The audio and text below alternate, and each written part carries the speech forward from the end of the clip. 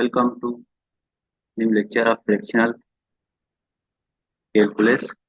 In previous lecture, we will discuss Riemann-Leibniz fractional integral, how to prove Riemann-Leibniz fractional integral. We use two different approaches to prove Riemann-Leibniz fractional integral. Now I write again the formula of Riemann-Leibniz fractional integral, which is integration a to x f of x is equal to 1 divided by gamma of alpha integration of a to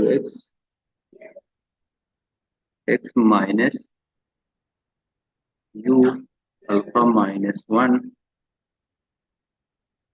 f of u g of u. This is the formula of Riemann-Leibniz fractional integral.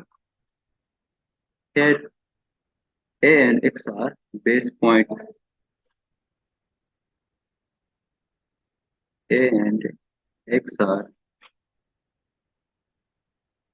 base points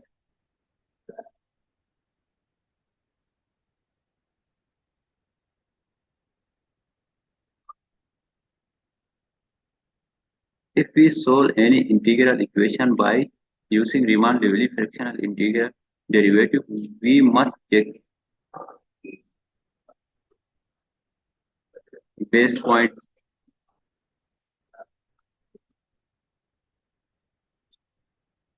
a and x. So base points are not same for every elementary function.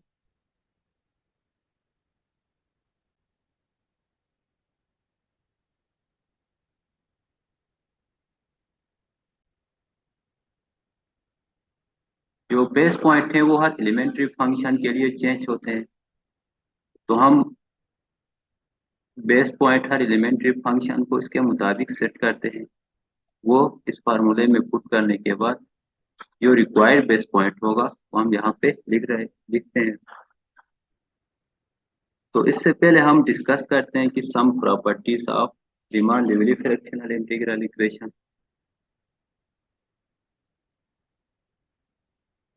उसके बाद इसकी examples लिखेंगे और इसमें देखते हैं कि base point कैसे करते हो, हर एग्जांपल के लिए बेस पॉइंट किस तरह से चेंज होते हो, हम किस तरह से बेस पॉइंट को डील करते हैं, ये हम डिस्कस करेंगे।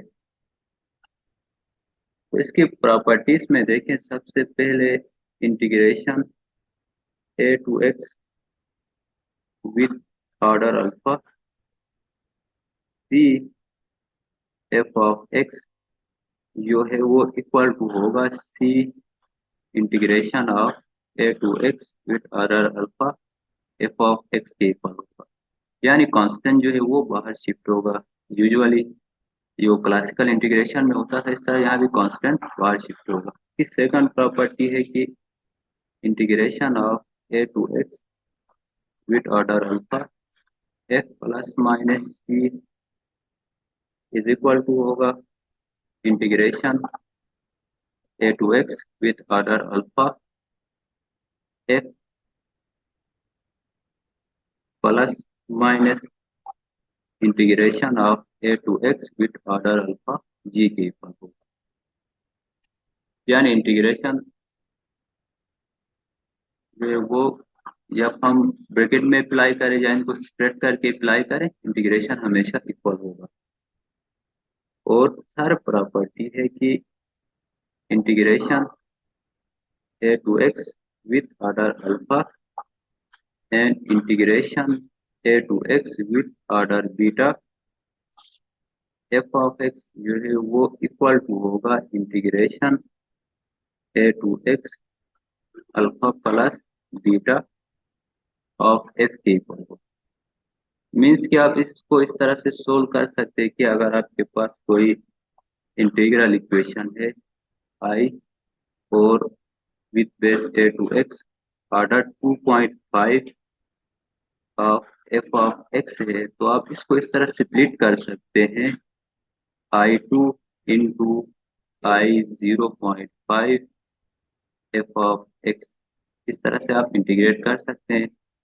पहले 0.5 इसको फ्रैक्शनल वे से Riemann Liouville fractional integral equation से सोल्व करते हैं, क्योंकि ये फ्रैक्शनल इंटीग्रल है, इसको सिंपल क्लासिकल इंटीग्रेट कर सकते हैं। तो अभी हम कुछ एग्जांपल सोल्व करते हैं और वहां से देखते हैं कि ये बेस पॉइंट कैसे डील करते हैं, क्योंकि जो बेस पॉइंट है ए टू एक्स यह फंक्शन के लिए डिफरेंट होता है। अब हम चेक करते हैं कि ये बेस पॉइंट को कैसे डील करना है। सबसे पहले एक एग्जांपल है, for f of x is equal to c constant function के लिए हम चेक करते हैं कि Riemann Liouville fractional integration constant function के लिए क्या होगा। तो उसके लिए हम लिखते हैं कि integration A to x with order alpha, f of x की जगह में कांस्टेंट फंक्शन लिखेंगे which is equal to Riemann Liouville fractional integral equation का फार्मूला था 1 divide by gamma of alpha integration A to x x minus की alpha minus 1 और f of t d of t था, जो F of T है वो हमारे पास सी है, सी डी ऑफ टी के इक्वल होगा।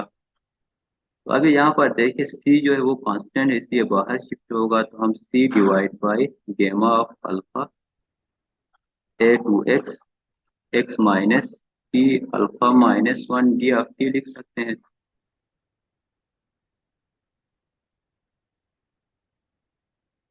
तो ये इक्वल टू होगा सी divide by gamma of alpha. इसमें देखिए सिंपल इंटीग्रेट करते पावर रूल से, इसको इंटीग्रेट किया तो इसका इंटीग्रेशन जो है वो होगा x minus t alpha minus 1 plus 1 divide by alpha minus 1 plus 1 होगा, और ये इंटीग्रेशन होगा ए टू एक्स। अभी देखिए इंटीग्रेशन हम विद रिस्पेक्ट टू टी कर रहे हैं, तो इसका डेरिवेटिव -1 यहाँ पे मौजूद होना चाहिए, तो इसलिए हम क्या करते हैं -1 भी साथ लिखते हैं। ये होगा -1 इंटू इसको मजीद सिंप्लीफाई करेगा सी divide by gamma of alpha x minus t alpha 1 और 1 कैंसल हो जाएंगे, डिवाइड बाई 1 और 1 कैंसल होगा, तो ये माइनस अल्फा होगा और ए टू एक्स होगा। ये टी के लिमिट से वो इधर पुट करना है ए टू एक्स।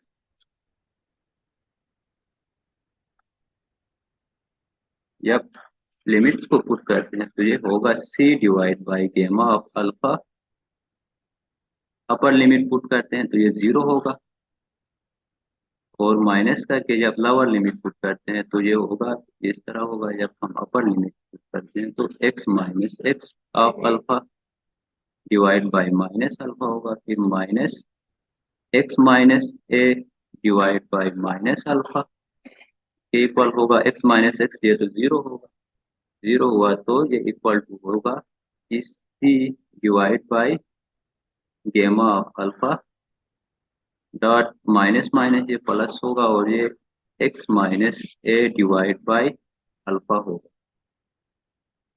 तो इसको मजीद सिंप्लीफाई किया तो हम इसको लिख सकते हैं कि Riemann Liouville integration of constant function a integration of A to x with order alpha of C is equal to होगा सी divide by alpha gamma of alpha x minus a के इक्वल होगा। तो इसमें ए जो है वो बेस पॉइंट है, a is base point.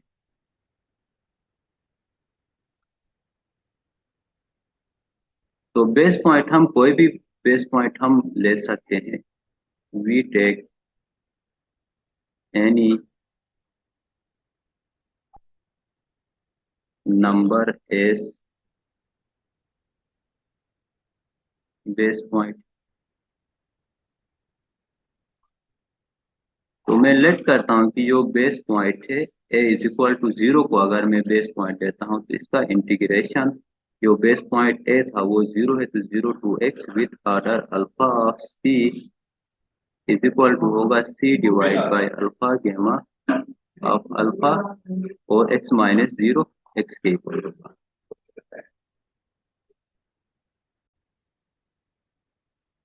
ये हमारे पास Riemann Liouville fractional integral of constant function आ गया। अब हम इसको क्लासिकल कैलकुलस के साथ कंपेयर करते हैं कि alpha is equal to one करते हैं। Alpha is equal to one किया तो ये integration, alpha is equal to one किया तो इसका फर्स्ट इंटीग्रेशन होगा ऑफ सी।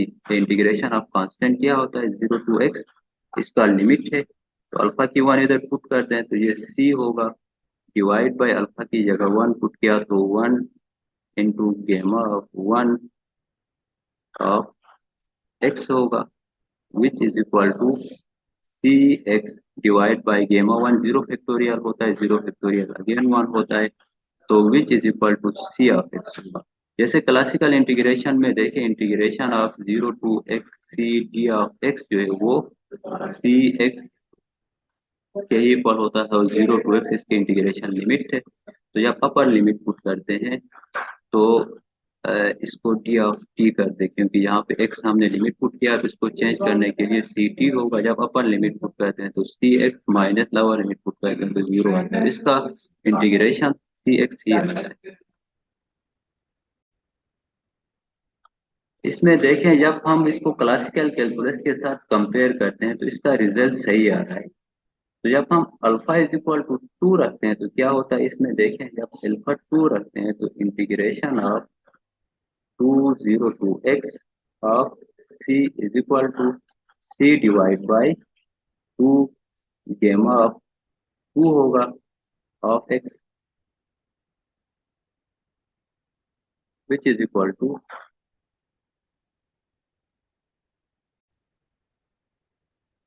अच्छा यहाँ x की पावर अल्फा भी होना चाहिए था, x की पावर अल्फा भी हम चेक करते हैं, यहाँ पे कोई मिस्टेक हुई। हाँ, यहाँ पे देखें x की पावर अल्फा भी है, तो यहाँ पे अल्फा भी साथ साथ लिखते जाए, ये अल्फा होगा। इस जनरल टर्म में एक्स की पावर अल्फा है, अल्फा वन पुट किया, यहाँ अल्फा टू पुट किया था। तो गेमा टू जो है वो 1 फैक्टोरियल होता है, 1 फैक्टोरियल वन के इक्वल होगा, तो ये C X square divide by two के इक्वल होगा। तो ये क्लासिकल रिजल्ट के साथ में मैच करते, कांस्टेंट फंक्शन को डबल इंटीग्रेट करते 0 to x लिमिट पुट करके, तो ये C X square divide by two ही आता है इसका रिजल्ट। तो इसका मतलब ये हुआ कि जब हम base point a is equal to 0 put करते हैं तो इसके रिजल्ट मैच करते हैं। तो इसमें कांस्टेंट फंक्शन में जो 0 है वो ऐसे बेस फंक्शन एक्ट करेगा। और इसी तरह हम कोई और फंक्शन देखते हैं जिसमें बेस पॉइंट में भी चेंज हो, लेकिन कांस्टेंट फंक्शन में 0 के अलावा कोई और बेस पॉइंट लेते हैं और इसको क्लासिकल के साथ मैच करते हैं तो इसके रिजल्ट सही नहीं आएंगे।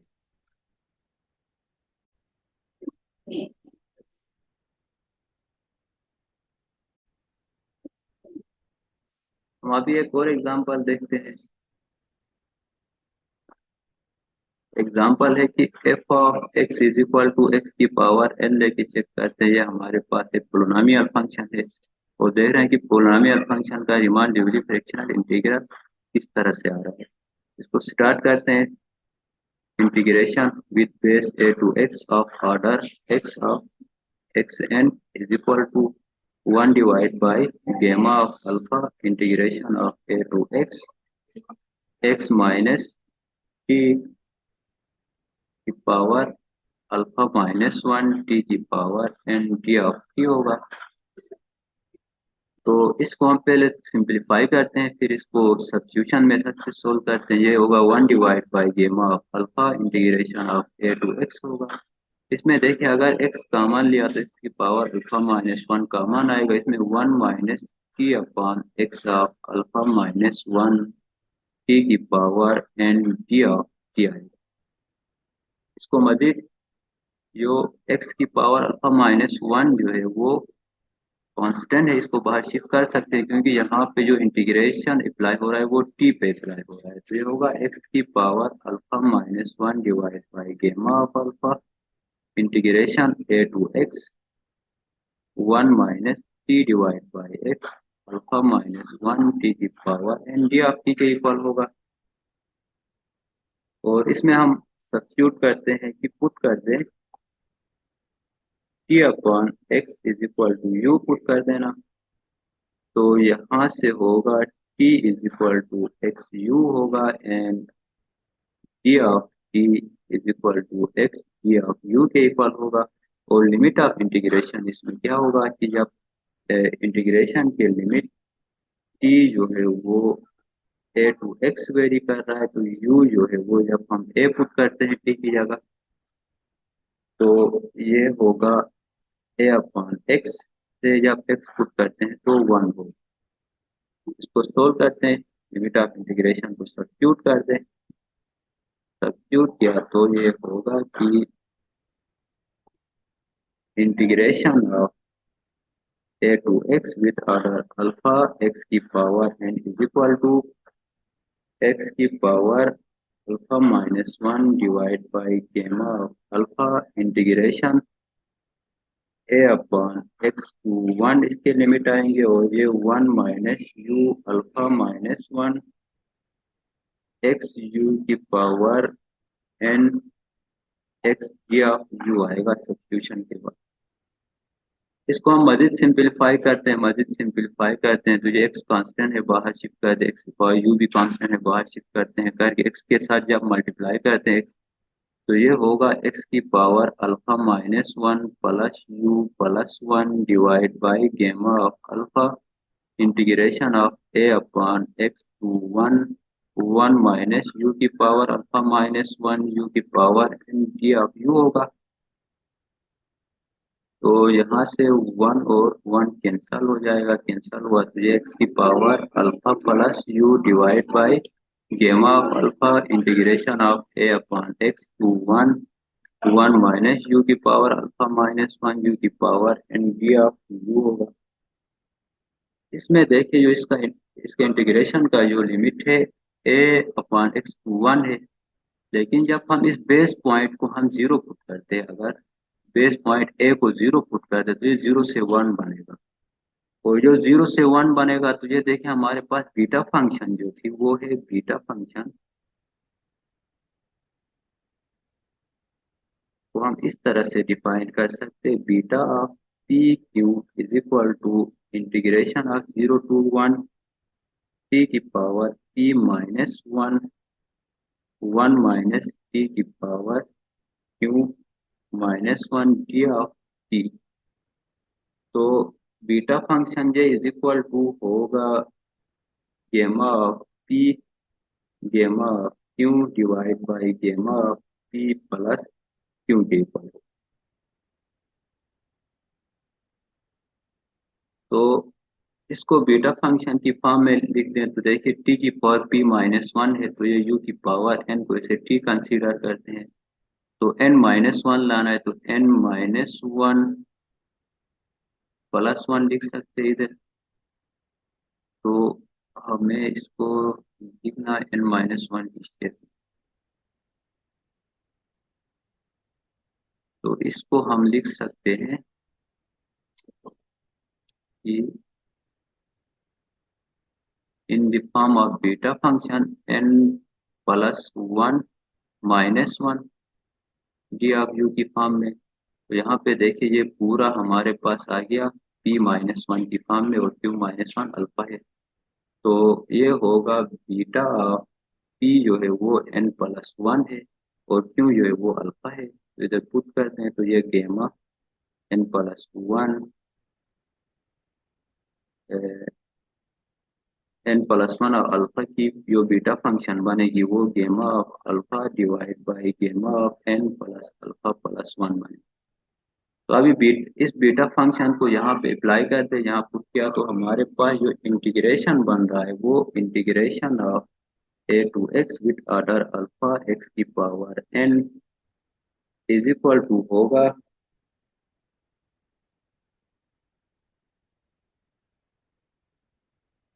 कि एक्स की power alpha plus N gamma of N plus one dot gamma of alpha divide by gamma of alpha dot gamma of alpha plus N plus one होगा। गेमा अल्फा आपस में कैंसल हो जाएंगे, कैंसल हुए तो ये होगा gamma n plus one divide by gamma n plus alpha plus one and x की पावर अल्फा प्लस एन। ये हमारे पास एक्स की पावर एन की डिमांड लेवली फ्रैक्शनल इंटीग्रल इक्वेशन आ गई। तो हम यहाँ स्प्रेड करके लिखते हैं integration of A to x of alpha x की power N is equal to होगा gamma n plus one divide by gamma n plus alpha plus one x की पावर एन प्लस अल्फा के equal आएगा। तो इसमें देखें कि हम कोई एग्जांपल अगर हम सोल्व करना चाहें कि इसका हाफ ऑर्डर डेरिवेटिव हम फाइंड करना चाहते हैं, तो हाफ ऑर्डर डेरिवेटिव अल्फा कोई आर्बिट्रेरी रियल नंबर है, तो हाफ ऑर्डर डेरिवेटिव फाइंड करने के लिए yes alpha is equal to one by two put करना चाहिए। Alpha is equal to one by two put किया तो एक्स एन का हाफ ऑर्डर डेरिवेटिव आएगा। और अगर आप यहाँ पे एन की वैल्यू भी वन बाई टू पुट कर दें तो ये होगा कि एक्स वन बाई टू का half order demand usually fractional integral integration आएगा।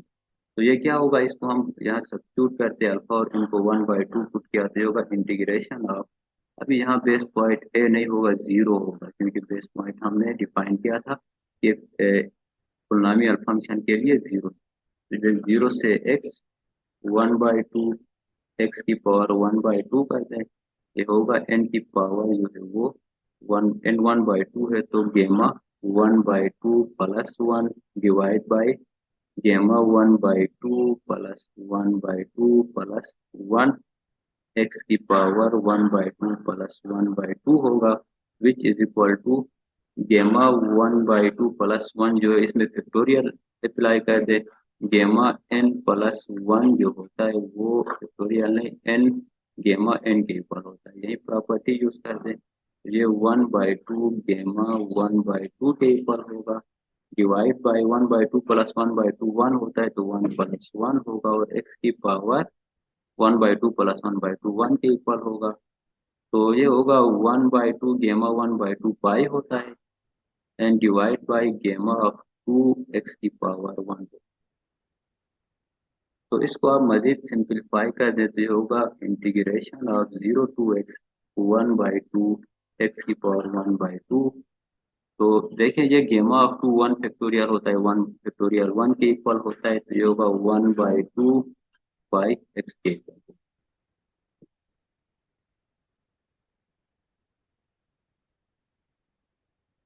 और सॉरी ये one by two under root pi होता है तो ये अंडर रूट पाई एक्स के इक्वल होगा।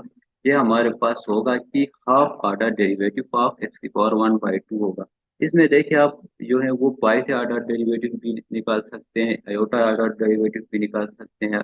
अब ये कोई भी जनरल टर्म के लिए ये ट्रू होगा। अगर आप alpha is equal to n is equal to pi put कर दें यहाँ पे इक्वेशन की, इस इक्वेशन में ये alpha order derivative of x n हमारे पास ये आ गई है। इसमें अगर आप alpha is equal to n is equal to pi put कर दे तो आप पाई का ऑर्डर डेरिवेटिव भी निकाल सकते हैं, या फिर आप आयोटा ऑर्डर डेरिवेटिव निकालना चाहते हैं तो alpha is equal to iota put कर दें।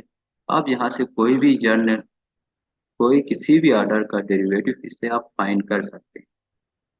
तो इसके साथ ये लेक्चर एंड करते हो, नेक्स्ट लेक्चर में हम चेक करते हैं कि एक्सपोनेंशियल फंक्शन का रीमान लेवल फ्रैक्शन इंटीग्रल किस तरह का बनता है, वो किस तरह से बिहेव करते हैं।